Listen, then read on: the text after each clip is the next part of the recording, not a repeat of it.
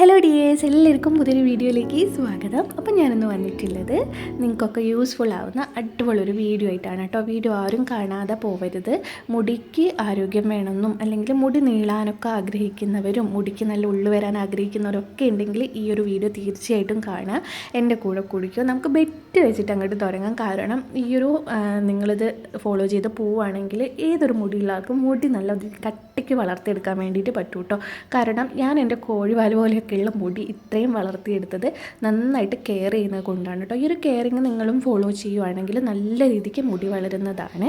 അപ്പം എനിക്ക് മെടഞ്ഞിട്ടാൽ ഇത്രയും ഉള്ളു വരാൻ കാരണം ഞാൻ ഉപയോഗിക്കുന്ന നമ്മളെ വീട്ടിൽ തന്നെ കിട്ടുന്ന പുറത്തുനിന്നും വാങ്ങിയതേ അല്ല, നമ്മളെ വീട്ടിൽ കിട്ടുന്ന ഏതാനും സാധനങ്ങൾ ഉപയോഗിച്ചിട്ട് മാത്രമാണ് ഞാൻ എൻ്റെ ഈ ഒരു മുടി ഇങ്ങനെ വളർത്തിയെടുത്തിട്ടുള്ളത്. ഇത്രയും ഉള്ളോട് കൂടെ മുടിക്ക് നീളം വേണമെന്ന് എനിക്ക് ആഗ്രഹമില്ല, പക്ഷേ എങ്കിലും ഉള്ളു വേണമെന്ന് എനിക്ക് ഭയങ്കര നിർബന്ധമാണ്. അപ്പം ഇങ്ങനെ ആരെങ്കിലും ഉണ്ടെങ്കിൽ അവർക്കൊക്കെ ഈ ഒരു വീഡിയോ കണ്ട് നോക്കാവുന്നതാണ് കേട്ടോ. വീഡിയോ കണ്ടിട്ട് നിങ്ങൾക്ക് ഇഷ്ടമായിട്ടുണ്ടെങ്കിൽ മാത്രം ചാനൽ ഫോളോ ചെയ്യുക, വീഡിയോ ലൈക്കും കൂടെ ചെയ്യുക കേട്ടോ. അപ്പം മുടി വളർത്താൻ ആഗ്രഹിക്കുന്നവർ ഉണ്ടെങ്കിൽ അവരുടെ കയ്യിൽ ആവശ്യമായിട്ടുള്ളത് രണ്ട് സാധനമാണ്. ഒന്നെന്ന് പറയുന്നത് ഹെയർ ഓയിലാണ്. വീട്ടിൽ തന്നെ കാച്ചുന്ന വെളിച്ചെണ്ണയാണ് ഉപയോഗിക്കുന്നതെങ്കിൽ അത് തന്നെ തുടർന്ന് പോവുക. അല്ലാണ്ട് പുറത്തൊക്കെ ഉള്ളവരാണെങ്കിൽ ഏതെങ്കിലും ഒരു ഓയിൽ നിങ്ങൾ തിരഞ്ഞെടുക്കുക, അത് തന്നെ കണ്ടിന്യൂസ് ആയിട്ട് ഉപയോഗിച്ച് പോവുക. മാറി ഓയിൽ ഉപയോഗിക്കാതിരിക്കുക കേട്ടോ. ഞാനിപ്പോൾ പുറത്തായതിനെക്കൊണ്ട് സൃഷ്ടിൻ്റെ റിക്കവറി ഹെയർ ഓയിലാണ് ഉപയോഗിക്കാറ്. നല്ല ഓയിലാണ് കേട്ടോ. ഒരു 3 ബോട്ടിൽ ഉപയോഗിച്ചാലാണ് നമുക്കിതിൻ്റെ ഒരു റിസൾട്ട് കാണാൻ വേണ്ടിയിട്ട് പറ്റുന്നത്. ഇതൊരു പ്രൊമോഷനൊന്നും അല്ല കേട്ടോ. എനിക്ക് ഉപയോഗിച്ചിട്ട് നല്ലൊരു റിസൾട്ട് കിട്ടിയിട്ടുള്ളൊരു ഓയിലാണ്, അതുകൊണ്ടാണ് കേട്ടോ പറഞ്ഞത്. പിന്നെ നമ്മുടെ കയ്യിൽ വേണ്ടത് ഇതേപോലത്തെ ഒരു കോമ്പാണ് കേട്ടോ.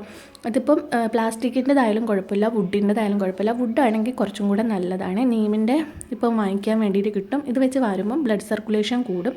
നമ്മളെ തലയിൽ ബ്ലഡ് സർക്കുലേഷൻ കൂടിയാൽ മാത്രമാണ് മുടി വളർച്ച ഉണ്ടാവും, മുടിക്ക് ആരോഗ്യം ഉണ്ടാവും, മുടിൻ്റെ എല്ലാവിധ പ്രശ്നങ്ങളും മാറിക്കിട്ടത്തുള്ളൂ കേട്ടോ. അത് പരിഹരിച്ചാൽ മാത്രമാണ് നമ്മളെ മുടിക്ക് നല്ലൊരു വളർച്ച ഉണ്ടാവത്തുള്ളൂ. പിന്നെ താരനും പൂർണ്ണമായിട്ട് മാറിയാൽ മാത്രമാണ് മുടി ശരിയായ രീതിയിൽ വളരത്തുള്ളൂ കേട്ടോ. അപ്പോൾ ഇന്നത്തെ വീഡിയോ എന്താണെന്ന് വെച്ചാൽ, ഉള്ളിനീര് ഉപയോഗിക്കുന്നവരുണ്ടെങ്കിൽ അത് ശരിയായ രീതിയിൽ ഉപയോഗിച്ചിട്ടില്ല എങ്കിൽ 8ൻ്റെ പണി കിട്ടും കേട്ടോ. എനിക്ക് അനുഭവം ഉള്ളതാണ്, അതുകൊണ്ടാണ് ഞാൻ ഈ ഒരു വീഡിയോ ചെയ്തിട്ടുള്ളത്.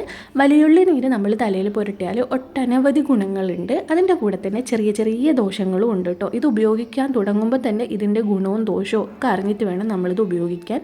ഇല്ലെങ്കിൽ അത് നമുക്ക് മുടിയും കൂടെ പോകാൻ വേണ്ടിയിട്ട് സാധ്യത കൂടുതലാണ് കേട്ടോ. അപ്പോൾ മുടി നേർത്ത് പോകുന്നതായിട്ട് നിങ്ങൾക്ക് തോന്നിയാൽ ഒന്നും നോക്കണ്ട, ഈ ഒരു ഒനിയൻ ജ്യൂസ് തേച്ച് തുടങ്ങിയാൽ മതി കേട്ടോ. നേർത്ത മുടിയൊക്കെ നല്ല കട്ടിയിൽ വളരാൻ വേണ്ടിയിട്ട് ഇതേറെ സഹായിക്കും. അപ്പോൾ നമ്മളെ മുടിവേരിൽ തന്നെ മുടി നല്ല കട്ടിയോടെ വളരാനും അതേപോലെ ബേബി ഹെയർസിനൊക്കെ നല്ല ആരോഗ്യം വെക്കാനൊക്കെ ഈ ഒരു ഉള്ളി നീര് നമ്മളെ സഹായിക്കും കേട്ടോ.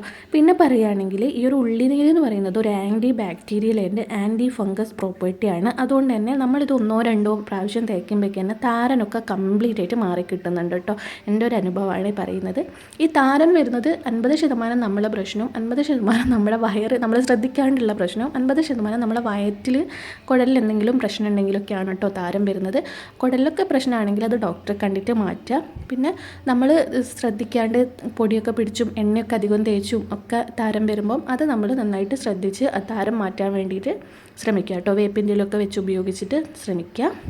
അപ്പോൾ ഞാനിവിടെ എടുത്തിട്ടുള്ളത് വലിയുള്ളിയാണ് കേട്ടോ. നിങ്ങൾക്ക് ചെറിയുള്ളി ഉണ്ടെങ്കിൽ അതെടുക്കുക. ചെറിയുള്ളി കുറച്ചും കൂടെ നല്ലതാണ്. അപ്പം നമുക്ക് എല്ലാവർക്കും ചെറിയുള്ളി കിട്ടില്ല, കാരണം കേരളം വിട്ട് കഴിഞ്ഞാൽ എല്ലാവരുടെയും ചെറിയുള്ളി കിട്ടില്ല.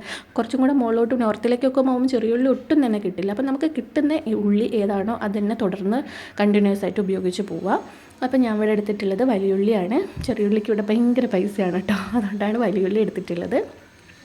അപ്പം ഞാനിന്ന് ഇവിടെ ഭയങ്കര തണുപ്പായതിനെക്കൊണ്ട് ഞാനിന്ന് കുളിക്കേണ്ടെന്നൊക്കെ വിചാരിച്ചതാണ്. ഇത് നിങ്ങൾക്ക് കാണിച്ചു തരാം. അതിനുശേഷം ഇത് വെച്ചിട്ടുള്ള ജ്യൂസ് ഏട്ടനറ്റാൻ തേച്ച് കൊടുക്കാമെന്ന് വിചാരിച്ചാണ്. പക്ഷേ ഞാനിപ്പോൾ ഇത് കാണിച്ചു തന്നിട്ടില്ല. എല്ലാവരും വിചാരിക്കും ഇവളെന്താ പറയുന്നത്, ഇവൾ നമ്മളെ കൊണ്ട് തേപ്പിച്ച് ഇവൾ തേക്കുന്നില്ലല്ലോ എന്ന് വിചാരിക്കില്ല. അപ്പം പിന്നെ വിചാരിച്ച് ഞാൻ മുടിയൊക്കെ നല്ലോണം മടങ്ങിയിട്ടൊക്കെ കെട്ടിയതായിരുന്നു, ഒക്കെ കഴിച്ച് ഞാനിത് തേക്കാമെന്ന് വിചാരിച്ചാണ് കേട്ടോ.